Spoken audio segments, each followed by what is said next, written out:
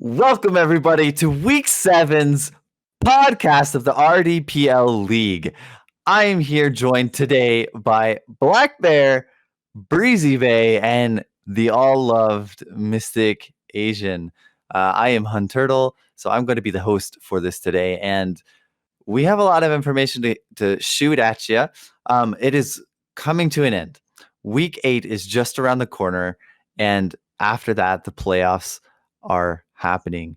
So a lot of teams have showed their strengths. A lot of teams have faltered and struggled to become one of those dominant teams in the league. So now everything's almost set in stone about who's going to be in the playoffs, and we're going to be talking top teams today. So, Mystic, I'm going to pass it over to you. Our top teams from both leagues, Southern Hospitality and Chubby Babies Extreme. Give me a rundown. Why are these teams so strong? Yeah, thanks, Turtle. Southern Hospitality and Chubby Babies Extreme both are top in their divisions with a record of 11-1. Just showing dominant gameplay. I'm talking, map control, objective control, calls, and just, overall just fluid gameplay that they are very comfortable on. Southern Hospitality really amping up the aggression there. We see the same thing in Chubby Babies Extreme. I want to say that the top teams here just have this potent aggression where they can keep their foot on the gas and just, hold it down no matter what's going on. They're always looking for the next engagement to get something, a different opportunity to kind of get their team ahead. Southern Hospitality, we've seen just kind of dominating the league. Chubby Babies Extreme coming in too with a lot of just flexible picks. We see them adapting to their team picks or to the enemy team's team comp. We see both teams really just kind of either playing their own game, really. Hey, this is our win com. We're going for a Wamba com. We're going for a pick team. We're going for, what have you. They really kind of just can come at you with whatever whatever they want. They're almost like water where they'll just kind of just adapt and then take over. So really both teams, they're going to be the ones to just really look out for to win these games in a dominating fashion. Absolutely. And I couldn't have said it better myself. The top teams know how to play their game, right? They are adaptable. They push their leads and push other teams to their limits, right? That's how you win. You put people in uncomfortable situations where they're debating on what to do, right? They're following your lead, and that's what these Southern Hospitality and Chubby Babies Extreme have done so well in thus far. And we have other teams, some that were good but didn't quite make it into playoffs this time around. Maybe if they come back, they can make it. But Ben, you have done a lot of the behind the scenes work. You've been able to look at the stats of each team, enter those stats every week, right? For a lot of these teams. And what are some insights that you have? What were some teams that could have made it, that were strong but just not quite there to make it? There were a few teams. I think the Fire division was the most noticeable of the two divisions. Both Team Darkspark and Rising Dawn Wicked they showed a lot of potential. Wicked had to FF a few games, which probably took them out of playoffs, to be honest. They're both sitting 2 games back of a playoff spot with 2 games left. So one of them have to go 2-0, and Glacier maybe will have to go winless again in playoffs. So I think they're both going to miss it, but they both had potential. If things had just swung a little bit differently, they might have been able to get in. In the Water division, Solar Eclipse to playoffs, they got 3 wins off of FFs. So I don't think they were quite as strong as they appear to be. I think Optimal might have been 4th best team in the division. They just had a rocky start to the season. Took a few games to get their feet underneath of them. Yeah, and that kind of seems to be the underlying trend, right? A lot of these teams just weren't able to adapt quickly enough in the league, whether it was with roster issues or, like you explained, just like picks and synergy. So yeah, I completely agree. Very good teams. Unfortunately, they weren't able to make it into playoffs this season, but I'm confident that if they come back, if they persevere, right, anything good in life, you're gonna have to first off have a good vision, and second off, work towards that vision. So I hope these teams stay together. They have a vision that we can make this work, and come back and contest Southern Hospitality and Chubby Babies Extreme and these other top teams. And speaking of that, not everything is finalized for playoffs. Breezy Bay knows that, right? I mean, he is on the RD Chaos team versing Solar Eclipse next week, and the winner is going to take third seed. Tell me a little bit about that, Breezy. Yeah, so I think us and Solar have had a fairly close competition throughout the season. Right now we're sitting at 8-4, and Solar sitting at 7-5. We actually play Solar Eclipse for our last game of the season next Friday. We have our first game against Ethereal Esports, which is a team that's been FFing the recent games.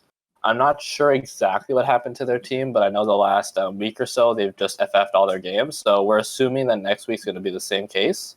So we're kind of assuming that our record is going to be 9-4. So Solar Eclipse is going to have to win both of their games next week in order to tie with us. But if they win both their games next week, then we will be 9-4, assuming Ethereal FFs their game, and they will be 9-4 also. So that's gonna be a really big game. We've beat them once before in a head-to-head. So if they beat us in the game next week, we will be tied, and we'll have a tie head-to-head record, which would rely on a tiebreaker game. So it could really go either way. I'm rooting for them. I like their team. I've seen a lot of their scrims. They're a really strong team. I think they've got strong comms, strong team play. They tend to play along with their top laner very well. He plays a lot of prio picks, lane dominant champions. But yeah, I'm excited to see what happens. World Class Outlaws is a very strong team. They beat us now twice now. So they basically signify that they're the second place team in the division. So it's just fighting for third here. So we're excited to see what happens. Yes, we are. And I find it curious. Honestly, you don't normally hear a player rooting for the other team, and I think that's very cool. I think also, if I could go on a little tangent, in the North American scene, pro play, right? We notice that the statement I'm about to say rings true, and why NA doesn't progress. So the statement is, you're only as strong as your weakest link. So when your competition is weak, it doesn't create an atmosphere where players can push themselves, right? So opposition is good, and the stronger the base level of teams is, the weakest teams are, it's going to bring the level of competition up. If everyone starts getting good, it's there. The only thing you can do to stay at the top is to get even better, Yeah. right? And so this is an opportunity for Solar Eclipse and RD Chaos to prove that they're getting better, that they aren't the weak links. And I really, really like that. So overall, if you're facing opposition, and the people listening to this podcast, and in any aspect of League of Legends, keep a good vision, keep a good mental. That's why that's so important. And most of all, I hope you guys come back if you're one of the teams that doesn't make it to playoffs. Watch these games, learn from these games, and come back stronger than you ever have. So that being said, actually, Breezy, I'm going to ask you one more question before we continue. Okay, so as RD Chaos hasn't had their full roster in a while, so how have you guys kind of like managed to stay in a good mindset, right? Finding new support and a top laner, I guess a top lane sub, right? But not having that support, who was the shot caller, how do you guys continue to win games even though like the main voice went away? What's the key there? Well, I mean, our team was planning on. My team had to play in RDPL since team dropped out last second. I wasn't planning on my team actually playing. But we had to ended up playing, and then I think like a week in or so, our support shot caller had to leave. Well, not had to leave. His computer basically broke on him, and we were waiting on him, and it never happened. So now we're starting to look for new supports, and we're kind of still dealing with those repercussions of having him leave like that. So I mean, it's been rough. I'd say we had a very rough last like 3 weeks in scrims. In general, we've just been losing most of our games. We've been getting lucky with some of like the teams that are in this league, but they've been very close. While in the past, we would beat them like pretty hard. While recently, it's either close or we lose. I would say we're getting our support back now. We've got a new support. He's really strong. So we're looking good now.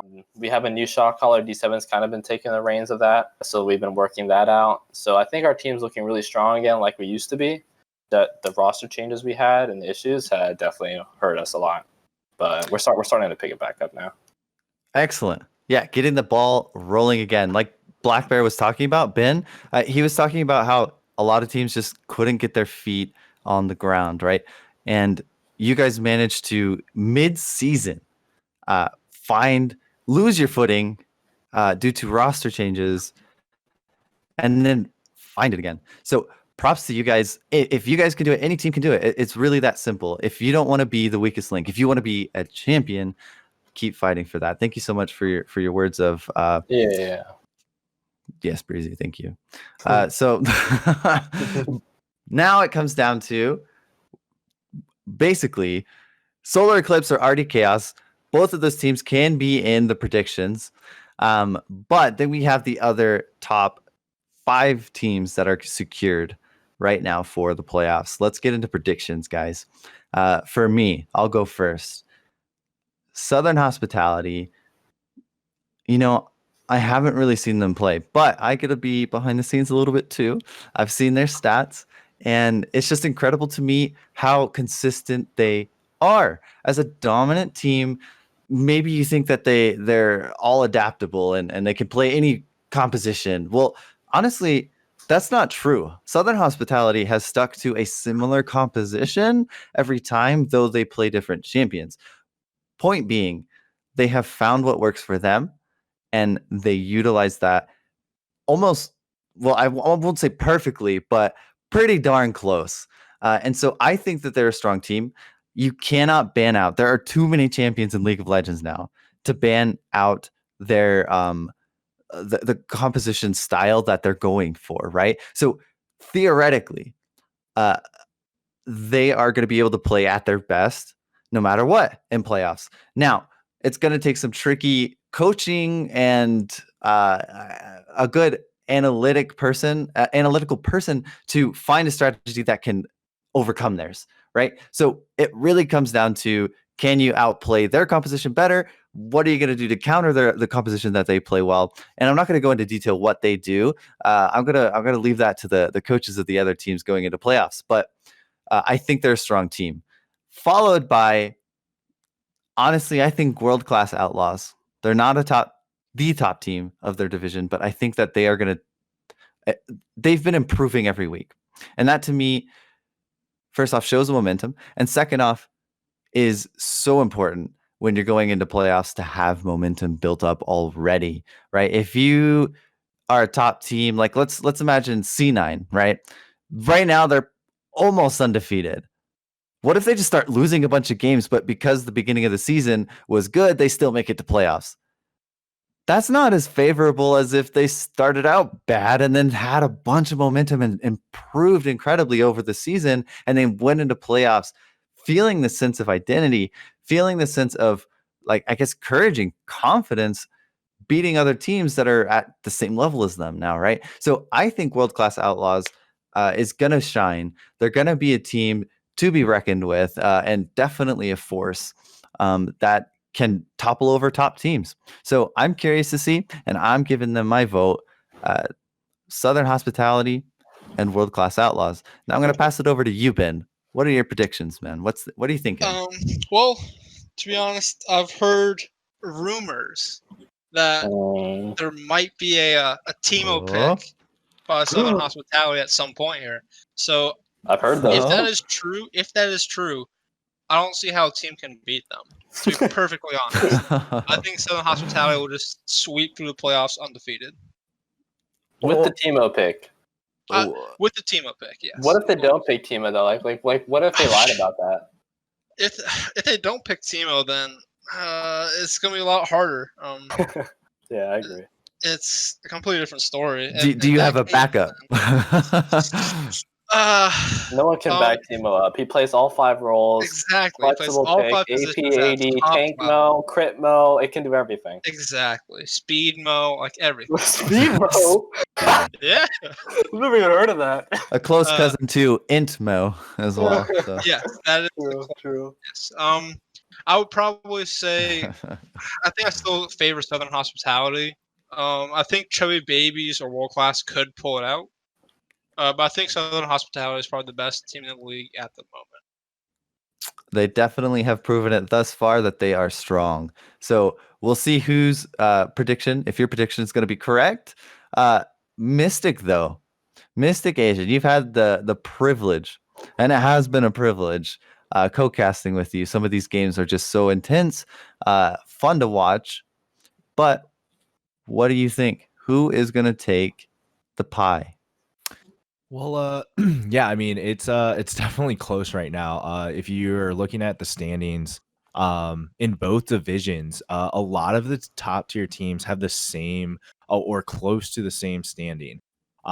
So I mean, looking at both divisions, seeing who's going to come out of playoffs on top, I'd say, yeah, Southern Hospitality is definitely a shoe in. I would, it's just a strong team, a strong pick for them to come out ahead in the playoffs.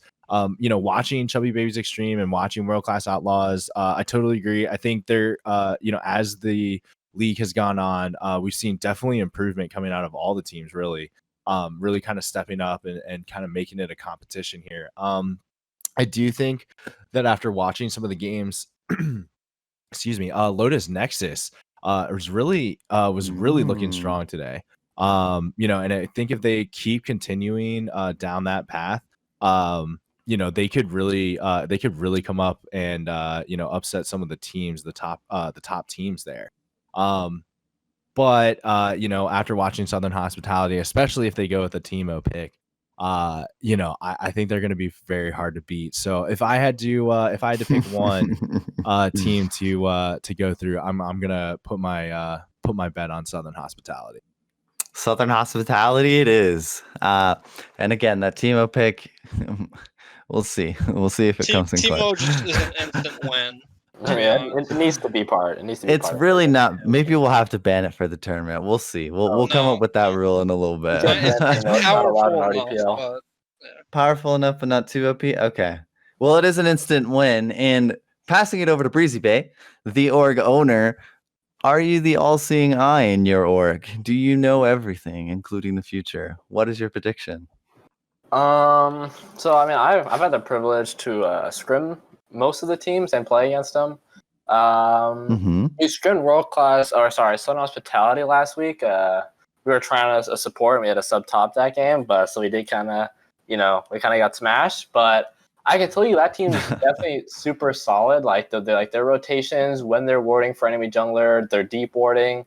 I think a lot of their like micro gameplay, like small things, are really good. Like I think that's what gives them the edge over other teams. And I get that similar feeling with World Class Outlaws. I think they're a very strong like macro center team. I think those two teams. I never scrimmed against Glacial, so I don't know much about them. I've just seen the streams. But I think to come out on top of the playoffs in general, man, it's a really hard question because I also want to say that RD Chaos is kind of getting our foot together now, and like we were a super dominant team at the start. So I mean, it's going to be super close. If I were to say one team, I think Chubby Babies has clear weaknesses. Like I think they're definitely a strong team, but I think between all the other teams, I think their weaknesses can be exploited if people watch the VODs. But for one team, I think I'm gonna have to go with World Class Outlaws. I think they're a very strong team, and based off scrimming against Southern Hospitality and playing against World Class Outlaws multiple times, I think Outlaws is a more consistent team than they are. I think they're definitely a really solid team. I think they'll actually take it. I agree. Good insight on. Oh, they also have a very strong coaching staff. They always have coaches, and they've got a very strong org behind them, so they've got a lot of resources. I was just about to mention that. You read my mind. They definitely do seem like a structured team. Not something you normally see from just five, friends, some good buddies popping into a game of League. There's trolling and like, fun stuff, but they're a little bit more disorganized usually. And you do see that in some of the other teams, but world-class Outlaws definitely. Whoever's their coaching staff, dang. I mean, you're doing a great job. It shows in the players, it shows in your org, and we're happy that you're a part of this league. And this is all assuming that the Hive don't make playoffs, right? Because if the Hive make playoffs, they're winning. Like, it's pretty obvious. The dad will carry Hive through playoffs. Yeah, I think we all agree on that. They just got very unlucky. Lag problems, monitor turned off, stuff like that throughout the season. So, but if they're making playoffs, power outages. I mean, the power outage. They really won a game last week. Like, clean gameplay. Yes. Yeah. Clean gameplay all around. Yeah, I mean, sometimes it just comes down to the game. It's unwinnable. I mean, just the forces are against you. I mean, it wasn't just a 5v5. I mean, you had the electricians out there taking them down.